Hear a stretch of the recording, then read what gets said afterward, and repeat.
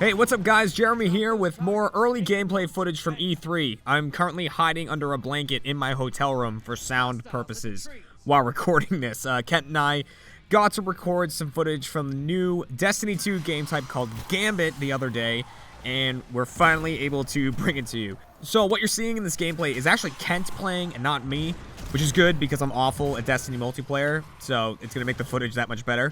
But let's talk about what Gambit actually is. Gambit is a PvE/PvP game type that's completely different from anything else in Destiny.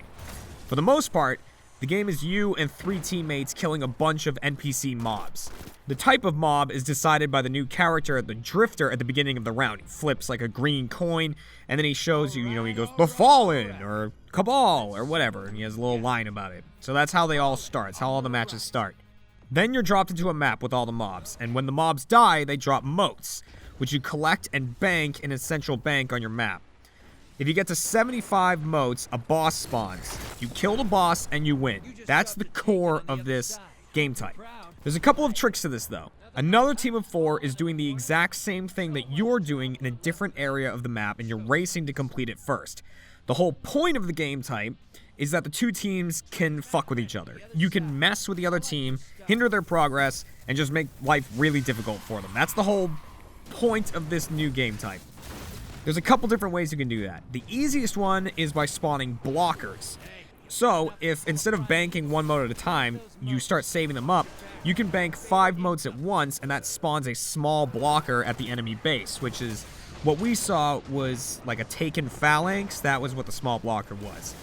If you hold on to 10 and bank those at once, you spawn a medium blocker, and 15 spawns a large blocker. And that's like a taken ogre and things like that. So it's stuff that really takes a while to kill, and it's going to slow down their progress a lot when they're trying to get all their motes back.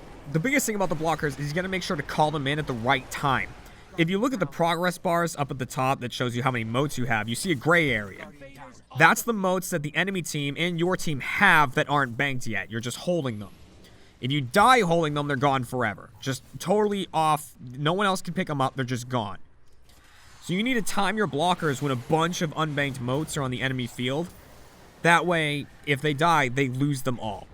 However, the most dangerous weapon that you have are yourselves. Because every now and again, a portal will open near your bank and allow people from your team to invade the enemy's world. That's right, you can go into their map. While you're there, you get a bonus shield, and now you can kill the enemies yourself. Save your supers and your heavy for this, at least if your job is going to be invading the other team, which I do recommend picking a role, like collecting motes, killing NPCs, killing the blockers, or invading. Just pick one and stick to it is probably going to be the best strategy for this. And you should also try to time your invasions with a lot of unbanked enemy motes, like with the blockers, or you can do it while the enemy is fighting their boss. Because if you kill any of them, their boss regains some health. So there's a lot of strategies that you can implement here, but just keep in mind that all of this can happen to your team as well. So you gotta watch your backs. Now, as someone who honestly isn't into Destiny 2 and Destiny PvP, this mode really looked awesome.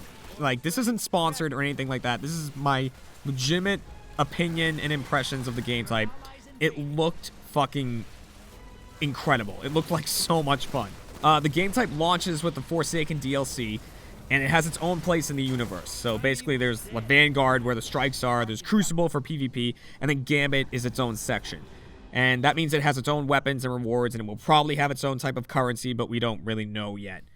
The final thing Kent and I got to see when we were playing this game is the new weapon class, which is the bow. Now the bow works like any other gaming bow. You hold the trigger down to pull the string back further and inflict more damage the longer you hold it. But it's just devastating when it's used correctly. Kent actually one-shotted a guy in the head with it. I feel like the bow and all iterations of it are going to play a huge role in the multiplayer in the future. So just keep your eyes on that, and I highly recommend getting good with it if you're someone who plays Destiny a lot.